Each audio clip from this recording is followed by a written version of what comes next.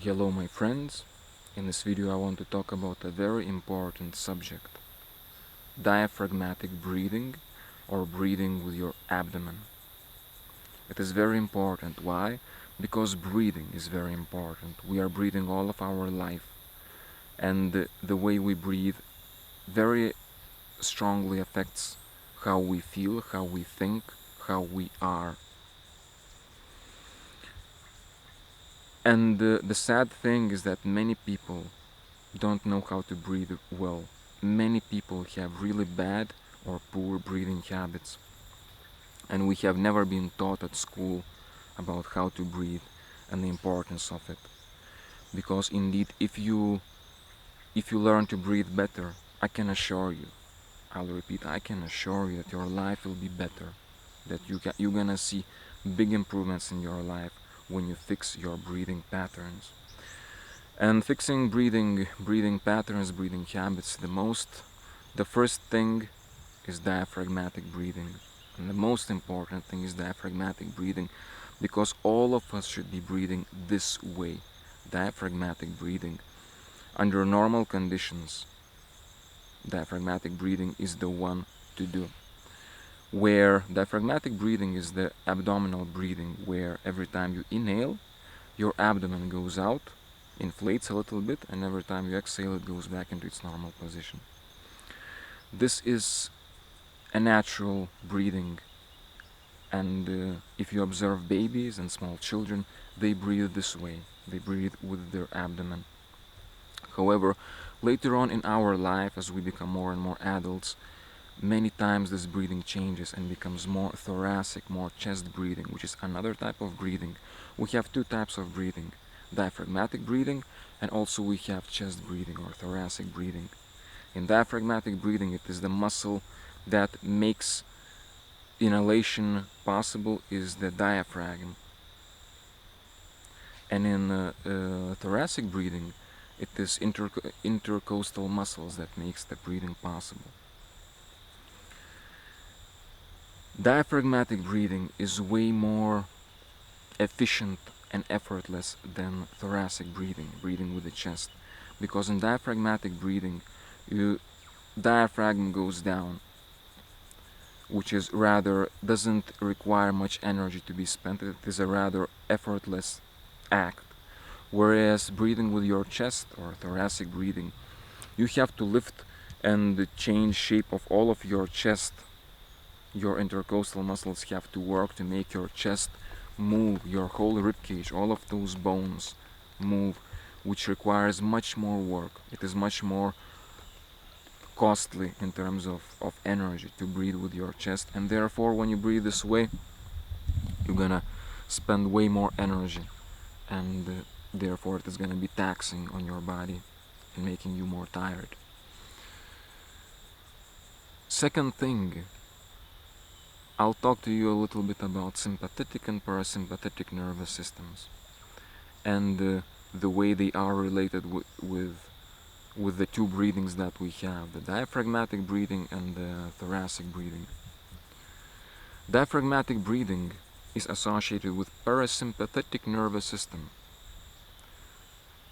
whereas chest breathing or thoracic breathing is associated with sympathetic nervous system. Now, what are these systems and what is the implication?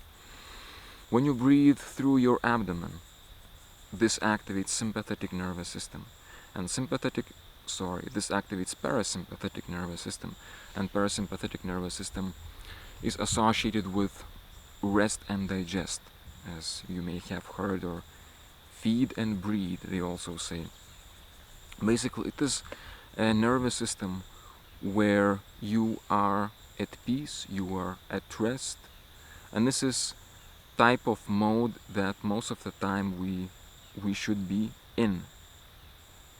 Whereas chest breathing activates sympathetic nervous system, which causes the reaction of, you might have heard again, fight or flight. Fight or flight. Extreme situations, dangerous situations, when your body needs to protect itself when under the imminent danger. And sympathetic nervous system, or that is being associated with chest breathing, is very much related with stress and stress levels, because when you have to fight or flight, because when you are in dangerous situations, your stress hormones spike up. Why? Because they have to. Your adrenaline goes up. When you see a tiger or something bad happens and you are in danger, your body chemistry changes and your heart starts pumping blood very fast, and things happen in your body to prepare your body to fight. Basically, your body is under stress, under intense stress, which is important in those cases when you need to preserve your life and such. But having the system activated for more than a short time soon becomes prejudicial and bad to you, because it is taxing and straining and making you tired and exhausted. Just like stress. Do you need stress? Maybe for a short period of time when the situation is bad and you are under danger, you need those stress hormones. But when the situation calms down, you don't need those stress hormones anymore. It's time to relax. However, many people can't. And this is the problem for many people. Stress, tension, anxiety, fear, and all of those emotions are very closely linked with your chest breathing. Breathing with your chest, your thoracic breathing. Therefore, if you breathe with your chest, by itself, this activates the sympathetic nervous system, which is associated again with these stressful hormones. In other words, if you are breathing with your chest, you are going to feel more tense and more stressed out, and it is going to impact your life in many negative ways. It's also gonna make you weaker and more tired, because all of the time feeling stressed is not good, because all of the time being under tension makes you weak. Under normal conditions, it is the parasympathetic nervous system, which is again associated with your belly breathing, with your abdomen, diaphragmatic breathing. This should be predominant. This is your predominant state. However, the thing is that many of the people are constantly tense, constantly experiencing levels of anxiety that they cannot deal with. And I would say the most simple way and the most effective way to deal with the anxiety and stress that you may have is to learn to breathe with your stomach, is learn to breathe through your abdomen, your diaphragmatic breathing. Just by breathing this way, just by coming back to the natural, normal breathing with your abdomen, will make you calm down. It will ignite, it will awaken, activate your parasympathetic nervous system, which will make you more calm and relaxed. It's very important. There are many, many more benefits for the diaphragmatic breathing that I want to touch on lightly, such as diaphragmatic breathing. When you inhale, your stomach goes out. Why is it so? Is it because you have air in your stomach? Is it because your lungs reach to your stomach? No. It is because diaphragmatic breathing, as the name implies, involves diaphragm, which is one of the most important muscles in your body, responsible for correct breathing. And your diaphragm, situated at the lower part of your rib cage, is shape of the dome like this, and when it tenses, when it contracts, it goes down, and this way it sucks the air into your lungs. When you inhale with your diaphragm goes down, therefore sucking the air into your lungs. This is how you inhale. However, when the diaphragm goes down, it pushes down. It pushes down on what? What do you have in your stomach? You have all of those digestive organs and abdominal viscera. Therefore, when the diaphragm goes down, it pushes on those organs, and therefore they go down and they go forward. And this is what makes your stomach protrude a little bit when you inhale under normal diaphragmatic breathing. You may think it is bad, and many people may feel uncomfortable about breathing this way because they don't want their bellies look bigger. We usually want our chest look bigger, whether we are men or women. We want to look more, have more of a chest than a belly, right? However, this aesthetic benefit, so to say, is definitely not worth the price we are paying for it. Abdominal diaphragmatic breathing is the correct one. And let me tell you a few reasons for that, few other reasons for that.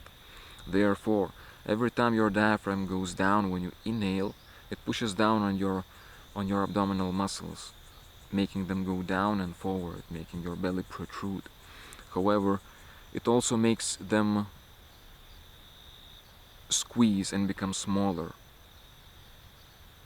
and therefore the blood that was in those abdominal organs, it gets drained out, and a part of that blood goes out. And when you exhale and your diaphragm goes back up again, and those organs in your stomach again has more space and they move up again, they have more space, and therefore the blood comes back to those organs. In this way, diaphragmatic breathing not only massages your digestive organs, which is good for your digestion of the food and elimination also of the food, but this uh, creates blood coming in and out every time you inhale and exhale as a sponge, which helps your cardiovascular system and alleviates your heart.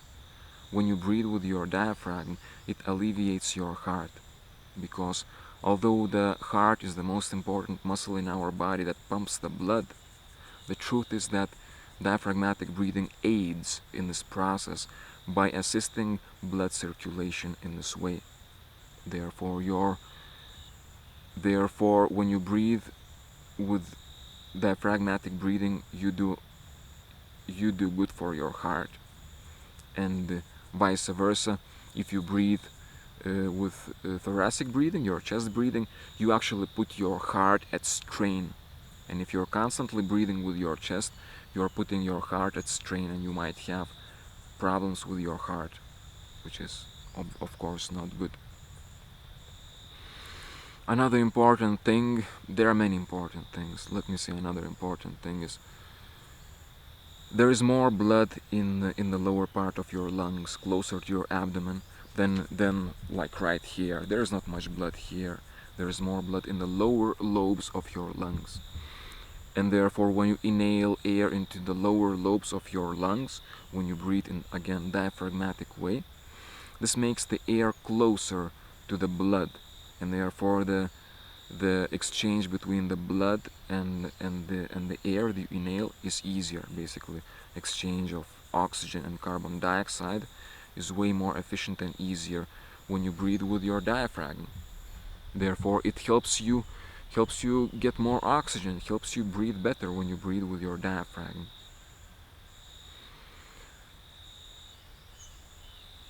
Therefore, it's diaphragm breathing is way superior than chest breathing, and you should learn how to breathe with your diaphragm.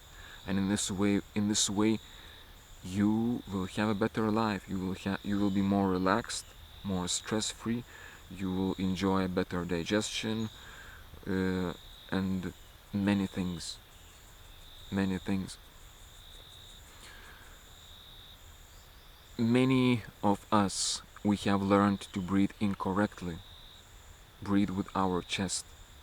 Why? Because when we become tense, when you become tense, naturally, under a situation of tension, your sympathetic nervous system comes in. You become tense, stressed out, and again, this sympathetic nervous system is associated with chest breathing. Therefore, when you are tense, it is easier to start breathing unconsciously, start breathing with your chest. However, many times this chest breathing continues on, and we are unable to go back to normal diaphragmatic breathing, and therefore bad habits are created. Bad habits of chest breathing are created, wherefore chest breathing becomes the predominant breathing, which actually, although was caused by stress levels in the first place, causing you to go to chest breathing, but in the end, if you get used to breathe with your chest, then just by breathing with your chest, you're gonna continue activating this sympathetic nervous system, which is gonna continue activating your stress and tension and anxiety. It's not good. Therefore, it is important for you to learn again to breathe with your diaphragm. It is very important for you to learn again to breathe with your diaphragm. It may take some time, not much time, but once you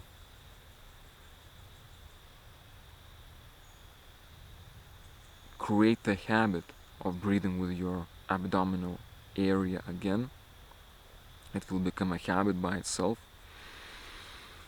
and it will become a natural breathing that you don't need to think about. And this will make your life better in many ways.